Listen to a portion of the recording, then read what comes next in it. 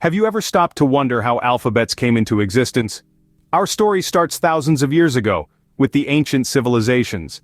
People needed a way to communicate, to record their history, to express their thoughts. This need fueled the invention of symbols and pictographs, the precursors to our alphabets.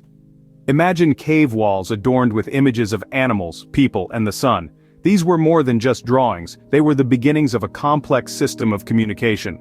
As societies advanced, so did their need for a more sophisticated form of expression. The pictographs evolved, becoming more abstract and less literal. Over time, these symbols transformed into the alphabets we recognize today. From the Phoenician aleph to the Greek alpha, and finally to our modern A, the alphabet has been a testament to human ingenuity and the desire to connect with others. So that's how our journey begins, with the birth of alphabets. Now let's dive into the evolution of the first 6 alphabets, A to F. Starting with A, this letter was originally shaped like an ox head in Proto-Sinaitic script, around 1900 BC. The Greeks flipped it around and gave it the name Alpha. Once the Romans got their hands on it, it became the A we recognize today. Next up is B. Its ancient version was more like a house layout in Egyptian hieroglyphics.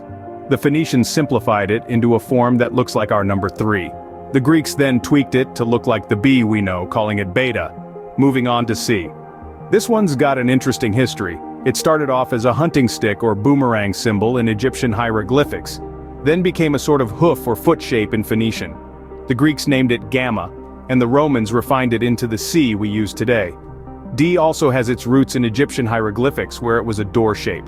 The Phoenicians simplified it, and the Greeks called it Delta. The Romans then gave it the straight line form we're familiar with.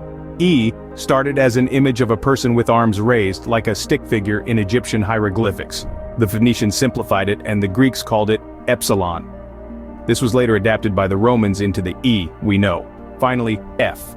This one's unique as it's thought to have begun as a symbol of happiness in Egyptian hieroglyphics.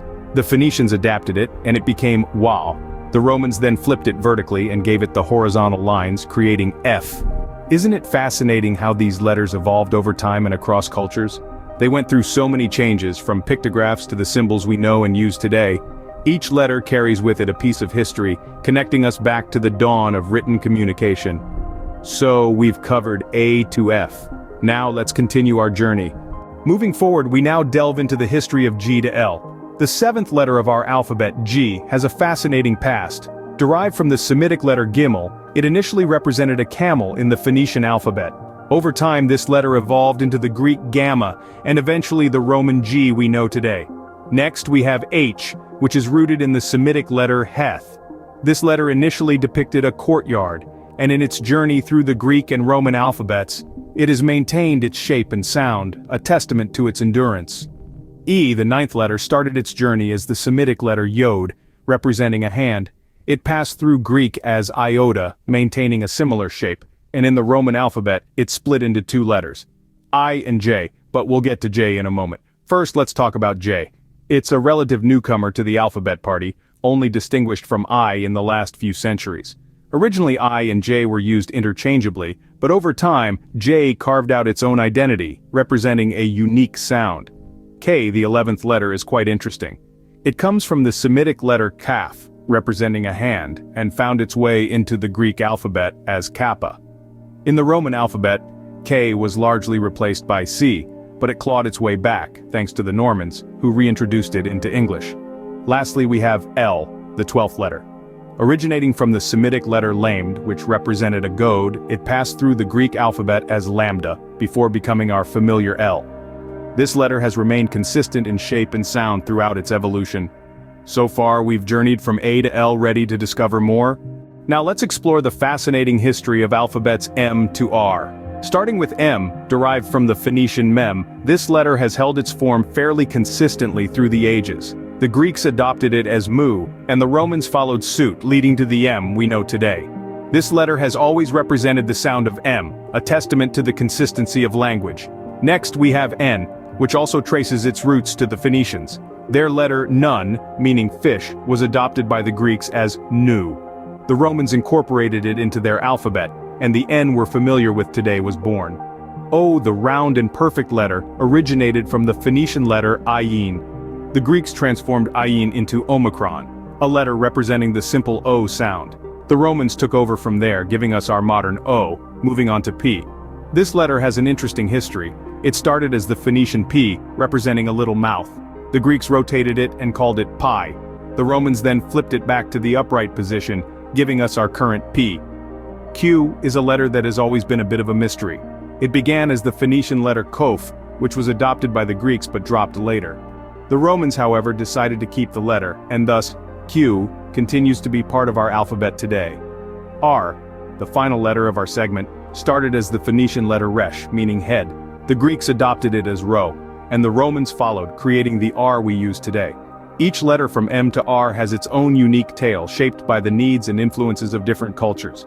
They've evolved, transformed, and yet in many ways they've stayed the same. Their stories remind us of the fluidity of language and how our communication tools adapt to our needs over time. We're almost there. Having uncovered the stories from A to R, let's move on to the final set of alphabets. Finally, we're at the last leg of our journey, exploring alphabets S to Z. Let's dive right into it.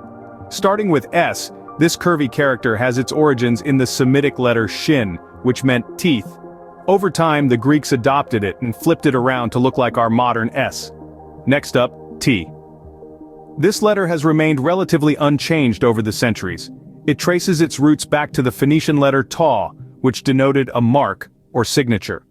Moving on to U, it was born out of the letter V, which was used to represent both the U and V sounds in Latin. The distinction between U and V only became standard in the Middle Ages. V itself was derived from the Greek letter ypsilon. Originally it represented the W sound, but the Romans adopted it as V, pronouncing it as both U and V. W is a letter that can be described as a late bloomer. It was created by the Normans, who introduced it to English by doubling V, hence the name W. Next is X, a letter that has kept its form from the Greek times. The Greeks derived it from the Phoenician letter Samek, and it was used to represent the KS sound. Y, another Greek original, was used to represent the U sound. It was later adopted by the Romans, who used it sparingly for words of Greek origin. Lastly, Z, the final letter of our journey and the alphabet. It was originally a Greek letter named Zeta. The Romans adopted it, but it was not used frequently and at some point was even removed from the alphabet. It made its comeback in the late Middle Ages. And that's it. We've traveled from A to Z, learning about the evolution of each alphabet. Now that we've journeyed through each alphabet, let's talk about their significance. Alphabets are the building blocks of our communication. They make up words, sentences, and ultimately, our thoughts and ideas. They've given us the ability to record history, share stories, and express emotions. From the moment we wake up until we go to sleep, alphabets are everywhere. They're in the books we read, the messages we send, and even in the signs we see on our way to work or school. They are the silent companions that help us navigate our world. In education, alphabets play a foundational role. They form the first stepping stones in a child's learning journey. Knowing the alphabets is the key that unlocks the door to knowledge and understanding. So, next time you write or type, think about the rich history and significance of each alphabet. That's the end of our journey. Thank you for joining us.